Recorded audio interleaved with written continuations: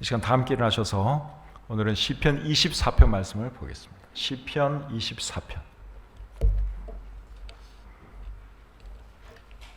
시편 24편 말씀 찾으셨으면 저하고 여러분들하고 한 절씩 교독하겠습니다. 시편 24편 1절부터 10절까지입니다. 땅과 거기에 충만한 것과 세계와 그 가운데에 사는 자들은 다 여호와의 것이로다.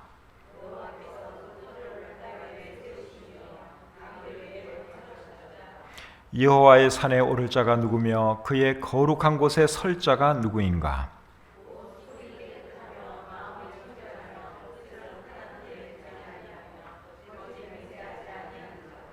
그는 여호와께 복을 받고 구원의 하나님께 의를 얻으리니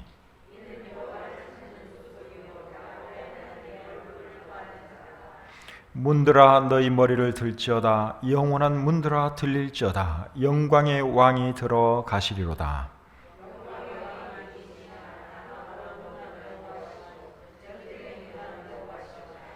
문들아 너희 머리를 들지어다. 영원한 문들아 들릴지어다. 영광의 왕이 들어가시리로다.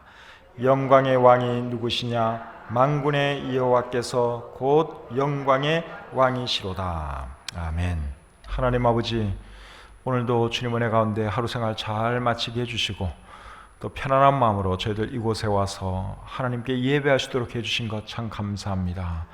우리에게는 건강도 주시고 시간도 주셔서 이렇게 하나님을 예배하는데 우리 주변에 있는 우리 지체들 중에는 좀 건강이 좋지 못해서 또 고통스러워하는 그런 분들이 계십니다. 오늘 우리가 몇 분을 위해서 전 마음을 다하여 하나님께 기도했습니다. 하나님, 우리의 기도를 들어주시고 응답해 주셔서 하나님, 그분들 하루속히 병석에서 일어나게 하시고 또 기쁨으로 우리와 교제할 수 있도록 하나님 도와주시옵소서.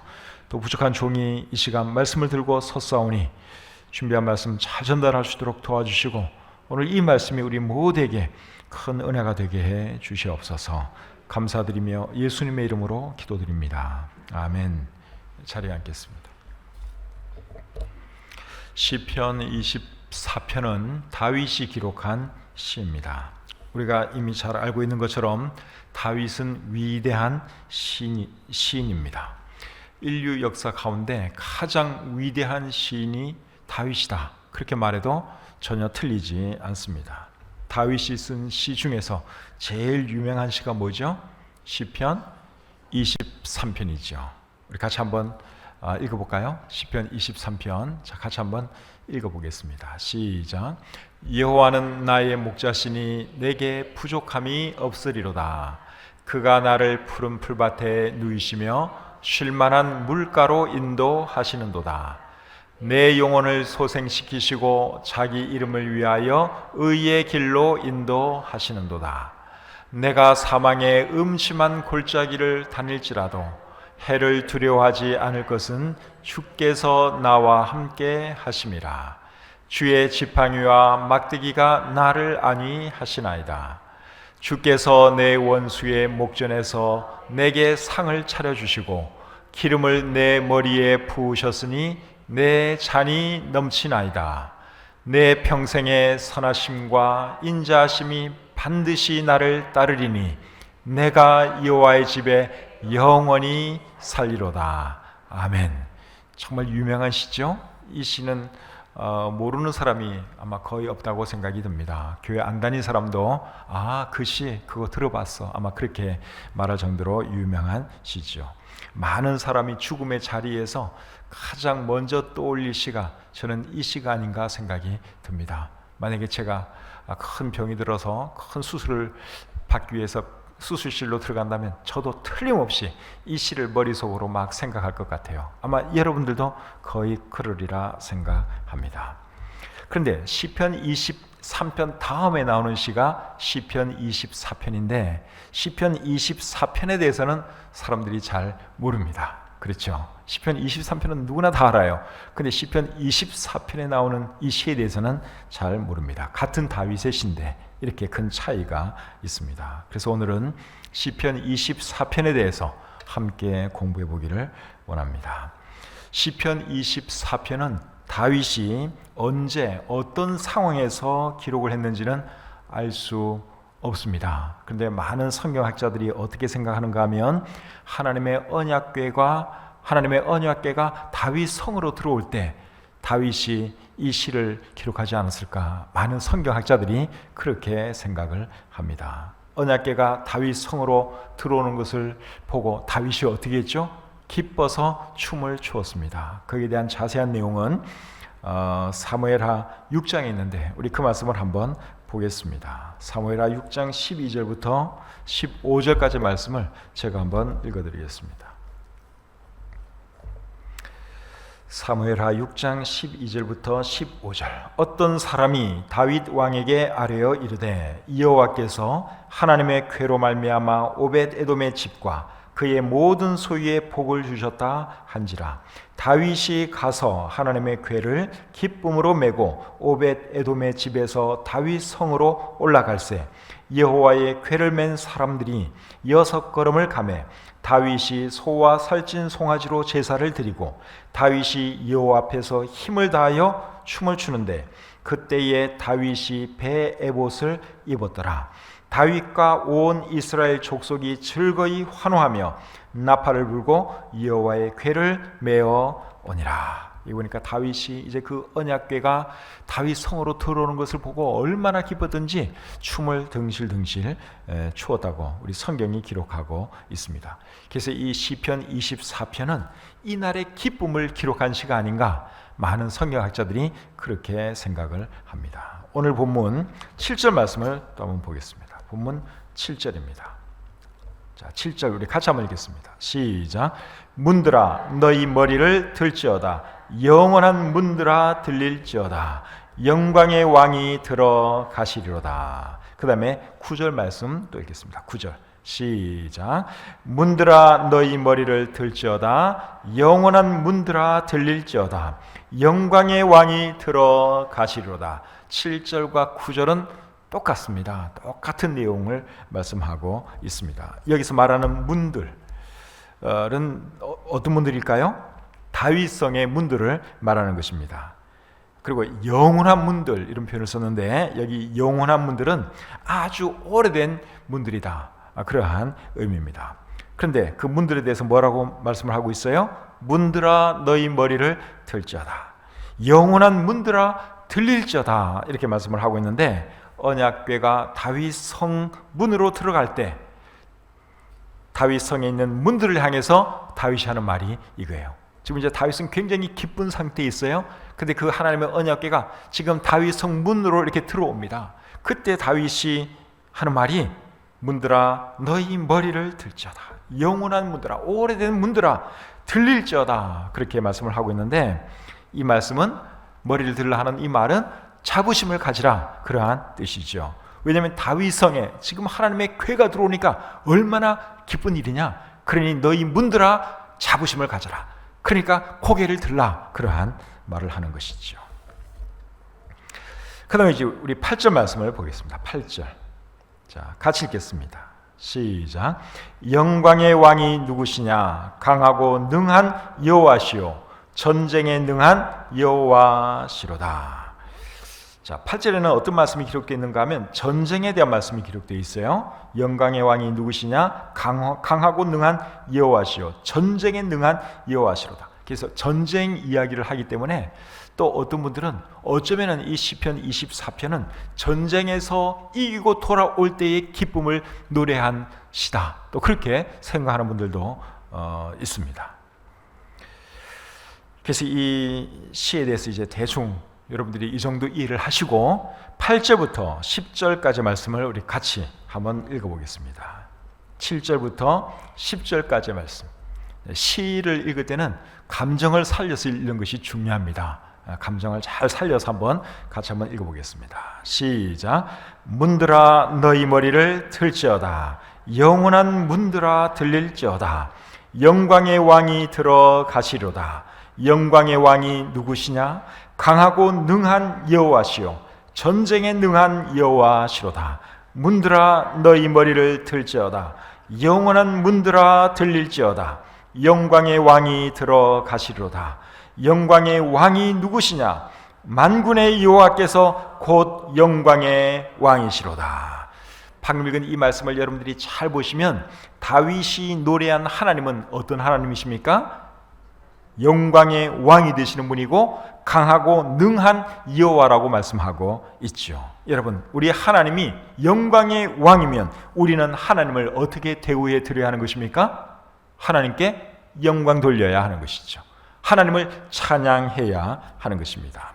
고린도전서 10장 31절 말씀해 보시면 이렇게 기록되어 있죠. 그런즉 너희가 먹든지 마시든지 무엇을 하든지 다 무엇을 위하여 하라? 하나님의 영광을 위하여 하라. 우리 하나님은 영광의 왕이기 때문에 우리가 그 하나님을 믿는다면 우리는 먹든지 마시든지 무엇을 하든지 다 하나님께 영광 돌려야 할 줄 믿습니다. 또 에베소서 1장 6절 시작.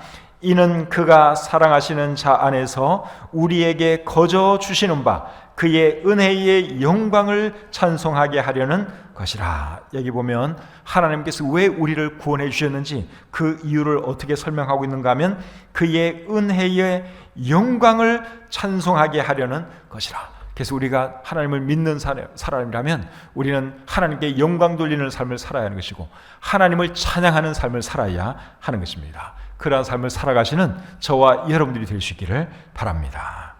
그리고 하나님이 강하고 능한 하나님이라면 우리가 어떻게 해야 되겠습니까? 하나님을 의지해야 하지요. 다윗은 많은 전쟁을 겪은 사람입니다. 전쟁에 나갈 때마다 다윗은 누구를 의지했느냐? 하나님을 의지했습니다. 시편 18편 29절 말씀을 같이 한번 보겠습니다. 시편 18편 29절 말씀. 자, 같이 한번 읽겠습니다. 시작. 내가 주를 의뢰하고 적군을 향해 달리며 내 하나님을 의지하고 담을 뛰어넘나이다. 이 말씀은 다윗의 시 가운데 나오는 말이에요. 근데 다윗이 전쟁에 나갈 때마다 누구를 의지했느냐? 하나님을 의지했어요. 여러분, 다윗이라고 해서 겁이 안 났겠습니까? 두렵지 않았겠습니까? 두렵죠. 겁도 나죠. 그런데 하나님을 의지하고 전장을 달리고 그렇게 했던 것이죠. 그리고 그렇게 했을 때 하나님께서는 그에게 승리를 주셨습니다. 왜냐하면 우리 하나님은 강하고 능한 하나님이기 때문에 다윗에게 승리를 주신 것이죠. 그래서 우리도 어떻게 살아야 되느냐? 하나님을 의지하고 살아야 합니다. 하나님 의지하면 하나님께서 도와주십니다. 그리고 또 어떻게 살아야 되는 거죠? 하나님께 영광 돌리며 살아야 하는 거죠. 왜냐하면 하나님은 영광의 왕이 되는 분이기 때문에 그렇습니다. 하나님은 우리의 영광과 찬양받기에 합당한 분이기 때문에 우리가 하나님께 영광 돌리며 살아야 하는 것이죠. 오늘 이 본문에서 다윗이 노래한 하나님은 또 어떤 하나님인가 하면 만물의 주인이 되시는 분이십니다. 오늘 본문 1절 2절 같이 한번 읽겠습니다. 시편 24편 1절 2절 시작. 땅과 거기에 충만한 것과 세계와 그 가운데 사는 자들은 다 여호와의 것이로되 여호와께서 그 터를 바다 위에 세우시며 강들 위에 건설하셨도다. 자, 1절에는 어떤 말씀이 기록되어 있어요? 모든 것이 다 하나님의 것이다 하는 말씀이 기록되어 있고 2절에는 하나님이 우주 만물을 창조하신 것을 말씀하고 있습니다. 근데 2절 말씀을 보니까 하나님이 그 터를 어디에 세우셨다 그랬어요? 바다 위에 세우셨다고 말씀하고 있어요. 그리고 강들 위에 건설하셨다 그렇게 말씀을 하고 있습니다. 여러분, 이게 도대체 무슨 말일까요? 그 터를 바다 위에 세우셨고 강들 위에 건설하셨다. 사실은 이 말씀은 하나님께서 우주 만물을 창조하신 것에 대한 말씀이에요. 그런데 여기에 어떻게 그 터를 바다 위에 세우셨다고 말을 할 수가 있느냐? 어떻게 강들 위에 건설하셨다고 말씀할 수 있느냐? 이렇게 의문을 가지고 있는데 이것은 하나님께서 천지 창조하신 것을 건축에 비유해서 하시는 말씀입니다. 하나님 실제로 바다 위에 이 우주에 기초를 세웠다 그게 아니고 이제 건물 짓는 것을 이 시편 기자가 생각을 하면서 하나님의 창조를 천지 우주 만물 창조하신 것을 이제 건물 짓는 것처럼 그렇게 비유하면서 이 말씀을 하신 것입니다. 하나님의 창조에 대해서는 창세기 1장 2절이 잘 말씀을 하고 있죠. 제가 한번 읽어드리겠습니다. 태초에 하나님이 천지를 창조하시니라. 땅이 혼돈하고 여기 땅은 지구입니다. 지구. 땅이 혼돈하고 공허하며 흑암이 깊음 위에 있고 하나님의 영은 수면 위에 운행하시니라. 하나님이 태초에 천지를 창조하셨다고 말씀을 하고 있죠. 천지, 하늘들과 지구를 창조하셨다. 영어 성경에는 그렇게 되어 있습니다. 그래서 여기 땅은 지구를 말하는 거예요. 하나님이 제일 먼저 뭘 창조하셨느냐? 사실은 지구를 창조하셨어요. 하늘들과 지구를 창조하셨어요. 그러고 나서 빛을 창조하시고 태양도 창조하시고 달도 창조하시고 그리고 제일 마지막에 사람을 창조하셨습니다. 그런데 지구를 창조하셨을 때 이 지구의 그 상태가 어땠는가 하면 공허하며 혼돈하고 공허하며 흑암이 깊음 위에 있고 하나님의 영은 수면 위에 운행하셨다. 그렇게 기록하고 있죠. 그리고 이제 거기서부터 하나님께서 빛이 있으라 말씀하니까 빛이 생겨났고 그리고 태양도 만드시고 달도 만드시고 별들도 만드시고 그렇게 해서 이 우주 만물의 모든 것이 만들어지게 된 것이죠. 그래서 오늘 이 본문 2절에서 그 틀을 바다 위에 세우셨고 강들 위에 건설하셨다 하는 이 말은 하나님의 천지 창조를 건물 위에 특별히 이제 바다 위에 어떤 건축물을 짓는 것을 상상을 하면서 거기에 연관시키면서 비유적으로 하시는 말씀이다 하는 것을 여러분들이 이해하시면 되겠습니다. 그래서 이 세상에 있는 모든 것의 주인은 결국 누구라는 것입니까? 하나님이라는 거예요. 우주 만물을 하나님이 창조하셨고 그리고 모든 것의 주인도 당연히 하나님이시죠. 근데 이 사실을 알지 못하고 땅이나 집이 자기 이름으로 되어 있다고 해서 진짜 그것이 자기 것으로 생각한다면 그거 굉장히 어리석은 사람입니다. 여러분 명의로 된 땅이 있고 집이 있죠? 그거 여러분 명의로 되어 있다고 해서 그게 여러분 진짜 여러분 거라고 생각하십니까? 그거 진짜 여러분 거 아니에요. 여러분 죽는 그 순간 그거 다른 사람 이름으로 금방 바뀝니다. 살았을 때 잠깐 내가 관리하는 것뿐입니다. 진짜 주인은 누구시냐? 하나님이세요. 이 세상의 모든 땅, 모든 바다, 모든 하늘, 모든 물건의 진짜 주인은 하나님이고 우리 이름으로 잠깐 뭐가 돼 있어도 그런 하나님께서 관리 측면에서 그렇게 우리에게 맡겨주신 것이지 진짜 주인은 하나님 그리고 사람들은 뭐예요? 하나님의 청지기일 뿐이다 하는 것을 잊으시면 안 됩니다. 그게 내 이름으로 돼 있다고 해서 그거 진짜 여러분의 것으로 생각하면 안 돼요. 하나님의 겁니다. 죽는 순간 그 이름 금방 바뀌어요. 그리고 또 누군가가 그 땅, 그 집 차지하고 살 겁니다. 자기가 주인으로 착각하며 사는 거예요. 그 사람도 죽으면 또 다른 사람 이름. 그러니까 계속 주인이 바뀌잖아요. 진짜 주인은 누구예요? 하나님. 우리는 관리자, 청지기라고 하는 것을 잊으시면 안 됩니다. 그리고 우리 자신도 사실은 누구의 것이에요? 우리 자신도 하나님의 거예요. 우리의 생명 하나님의 것이고 우리의 몸 하나님의 것이고 우리의 시간 하나님의 것입니다. 우리에게 있는 것 중에 하나님의 것이 아닌 것이 없습니다. 모든 것이 다 하나님의 것입니다. 우리 자식 하나님의 거예요. 우리가 낳았지만 그 우리 소유가 아니라 하나님의 것입니다. 모든 것은 다 하나님의 것입니다. 하나님이 오라 그러면 우리는 우리의 생명 내려놓고 우리의 이 몸뚱아리 내려놓고 우리는 올라가야 돼요. 하나님 오라고 하면 두말 없이 가야 하는 것이 우리 인생들입니다. 그래서 우리는 주인 같지만 주인이 아니에요. 진짜 주인은 하나님이라는 거. 이것을 잊으시면 안 됩니다. 그래서 이 땅을 살아갈 때는 청지기 정신을 가지고 하나님께서 원하시는 것이 무엇인지를 생각하면서 살아야 하나님께 영광 돌리는 삶을 살 수 있고 의미 있는 삶, 보람 있는 삶을 살아갈 수가 있습니다. 누가복음 12장에 보시면 어리석은 한 부자의 이야기가 기록되어 있죠. 이 부자는 농사를 짓는 사람인데 농사가 잘 되었어요. 그래서 이 곡식을 쌓아둘 곳이 없습니다. 그래서 이 부자가 어떻게 생각하는가 하면 나에게 이렇게 재산이 많으니 이렇게 참 물건이 많고 곡식이 많으니 창고를 크게 짓고 그게 가득가득 쌓아놓고 내가 오래오래 행복하게 잘 살아야겠다 그 생각을 합니다. 그런데 그 사람에 대한 하나님의 계획은 뭐였죠? 그날 밤에 그 사람 영혼 데려가는 거예요. 근데도 그 사람은 그것을 모르고 이제 내가 많이 가지고 있으니 내가 오래오래 잘 먹고 잘 살아야지 그 생각을 하고 있는 거예요. 그래서 그 사람을 향해서 하나님이 뭐라고 말씀하시는가 하면 어리석은 자여 오늘 밤에 내 영혼을 도로 찾으리니 그러면 내 준비한 것이 누구의 것이 되겠느냐. 어리석다 그랬어요. 너는 정말 어리석은 사람이다. 그래서 우리가 우리의 생명의 주인은 내가 아니라 하나님이라는 것을 잊으시면 안 돼요. 하나님이 오라 그러면 지금 내가 아무리 바쁜 일을 하다가도 그거 멈추고 올라가야 돼요. 아무리 내 재산이 많아도 어이구 아까워서 어떡하나 저거 써보지도 못했는데 그래도 소용없어요. 하나님 오라 그러면 그냥 가야 되는 것이죠. 그리고 이 부자 이야기에 있어서 결론은 이거예요. 자기를 위하여 재물을 쌓아두고 하나님께 대하여 부여하지 못한 자가 이와 같으니라.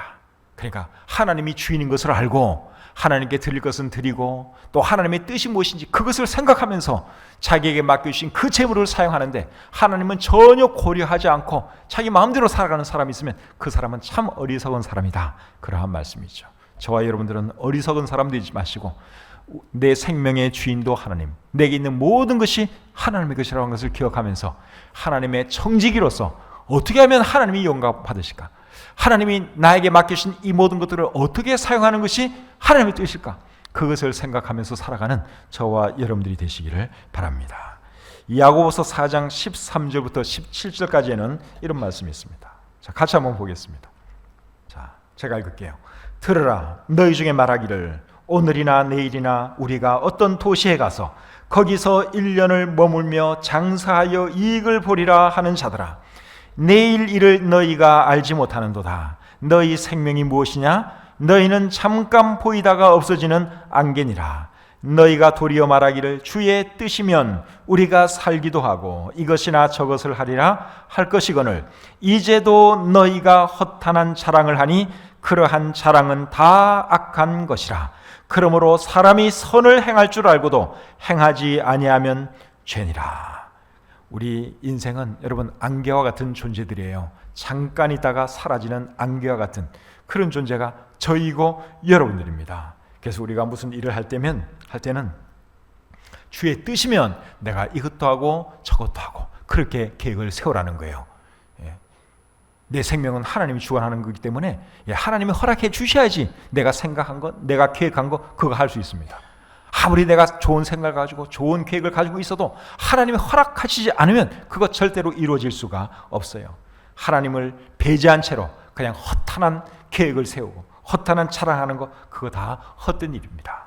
그래서 이 말씀이 하는 결론은 이거예요. 사람이 선을 행할 줄 알고도 행하지 아니하면 죄니라. 하나님 기뻐하는 일을 하면서 살아가라 그 말이죠. 그러한 삶을 살아가시기를 바랍니다. 다시 본문으로 가서 3절 4절 보겠습니다. 시편 24편 3절 4절입니다. 자, 같이 읽겠습니다. 시작. 여호와의 산에 오를 자가 누구며 그의 거룩한 곳에 설 자가 누구인가? 곧 손이 깨끗하며 마음이 청결하며 뜻을 허탄한 데 두지 아니하며 거짓 맹세하지 아니하는 자로다. 하나님 앞에 서려면 어떤 삶을 살아야 할 것인가에 대한 말씀이죠. 여기 여호와의 산이라는 표현이 나오는데 여호와의 산은 어떤 산을 말하는 것일까요? 시온산을 말하는 것입니다. 다윗 성이 세워진 그 산의 이름이 시온산이에요. 예루살렘을 지칭할 때도 보통 그냥 시온이라고 하는데 다윗 성이 시온이라는 산 위에 성이 건립이 되었고 그리고 다윗 성이 이제 확장되어서 이제 결국 예루살렘 큰 성이 이렇게 된 것이죠. 그래서 여기 나오는 여호와의 산은 시온산, 예루살렘을 말하는 것이고 그리고 그의 거룩한 곳은 하나님의 언약궤가 있는 곳을 말하는 것이죠. 하나님의 언약궤는 하나님의 임재를 상징하는 물건입니다. 그래서 하나님 앞에 서려면 하나님의 사람들은 어떤 삶을 살아야 하는가 하는 것이 여기 4절에 기록되어 있습니다. 네 가지를 말씀을 하고 있는데 그 첫째가 무엇입니까? 손이 깨끗해야 한다 말씀하고 있죠. 손이 깨끗하다는 말은 행실이 깨끗하다, 삶이 깨끗하다 그러한 뜻입니다. 거룩한 하나님을 섬기는 사람이 행실이 깨끗하지 못하다면 하나님을 섬길 수가 없겠죠. 그래서 예수 믿는 사람들은 행실이 깨끗해야 된다, 삶이 깨끗해야 한다 하는 것입니다. 그리고 두 번째는 마음이 또 청결해야 할 것을 말씀하고 있습니다.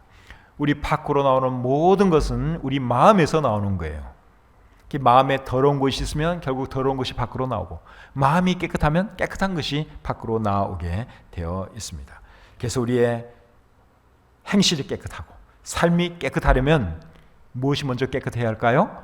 마음이 깨끗해야, 마음이 청결해야 하는 것입니다. 그래서 우리 하나님의 사람들은 마음 관리를 잘 해야 합니다. 잠언 4장 23절에 보시면 이런 말씀이 있습니다. 자, 같이 한번 읽어볼까요? 23절 시작.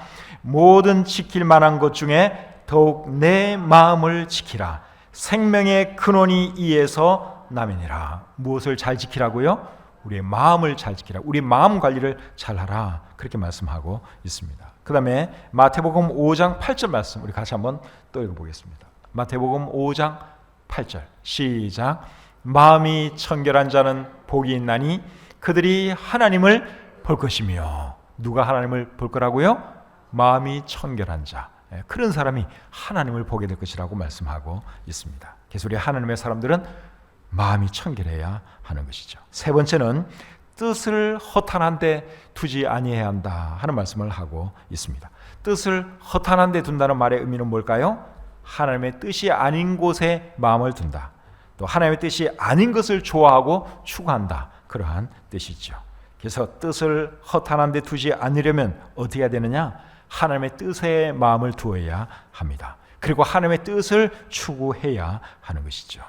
우리는 그런 삶을 살아야 하는 것입니다. 로마서 12장 2절 말씀해 보시면 이런 말씀이 있습니다. 자, 같이 또 읽겠습니다. 로마서 12장 2절 시작. 너희는 이 세대를 본받지 말고 오직 마음을 새롭게 함으로 변화를 받아 하나님의 선하시고 기뻐하시고 온전하신 뜻이 무엇인지 분별하도록 하라. 하나님의 뜻이 무엇인지 분별하도록 하라. 그렇게 말씀을 하고 있죠. 이 세대를 본받지 말라 그랬어요. 그리고 하나님의 뜻이 무엇인지 분별하고 그 뜻을 추구하는 삶을 살아가라. 우리 성경이 그렇게 말씀하고 있습니다. 그래서 하나님의 사람들은 그런 삶을 살아야 하는 것이죠. 네 번째로는 거짓 맹세하면 안 된다 하는 말씀을 하고 있습니다. 하나님은 진실된 분이고 우리는 하나님의 자녀들이기 때문에 하나님의 자녀들이 거짓 맹세하면 당연히 안 되죠. 그래서 거짓 맹세하면 안 된다 하는 말씀을 하고 있습니다. 레위기 19장 11절 12절 같이 한번 또 읽어보겠습니다. 레위기 19장 11절 12절 말씀. 자, 같이 읽겠습니다. 시작. 너희는 도둑질하지 말며 속이지 말며 서로 거짓말하지 말며 너희는 내 이름으로 거짓 맹세함으로 내 하나님의 이름을 욕되게 하지 말라. 나는 여호와이니라. 여기 보니까 하나님의 이름으로 거짓 맹세하지 말라고 말씀을 하고 있죠. 거짓 맹세하면 하나님의 이름을 욕되게 한다고 말씀하고 있습니다. 그래서 우리 하나님의 사람들은 하나님 앞에 서려면 어떤 삶을 살아야 되느냐? 네 가지를 우리가 살펴보았습니다. 첫째가 뭐죠? 손이 깨끗해야 한다. 두 번째는 마음이 청결해야 한다. 셋째는 뜻을 허탄한 데 두지 아니해야 한다. 그리고 넷째는 거짓 맹세하면은 안 된다 하는 말씀. 우리 마음속에 잘 새기고 또 이 말씀대로 살아갈 수 있기를 바랍니다. 그렇게 살아가면 하나님께서 복을 주신다고 오늘 본문 5절과 6절이 말씀하고 있습니다. 자, 5절 6절 같이 한번 읽겠습니다. 본문 5절 6절 시작. 그는 여호와께 복을 받고 구원의 하나님께 의를 얻으리니 이는 여호와를 찾는 족속이요 야곱의 하나님의 얼굴을 구하는 자로다. 그래서 우리 4절에 기록된 이 말씀을 실천하고 살아가면 하나님께 복을 받는다. 그렇게 말씀하고 있죠. 그래서 오늘 이 본문을 통해서 우리 하나님은 어떤 분이고 또 하나님의 사람들은 어떤 삶을 살아야 할 것인가 하는 걸 생각을 해보았는데 오늘 이 들은 말씀을 잘 기억하시고 이대로 살아감으로 하나님께 영광 돌리는 저와 여러분들의 삶이 될 수 있기를 우리 주님의 이름으로 축복합니다.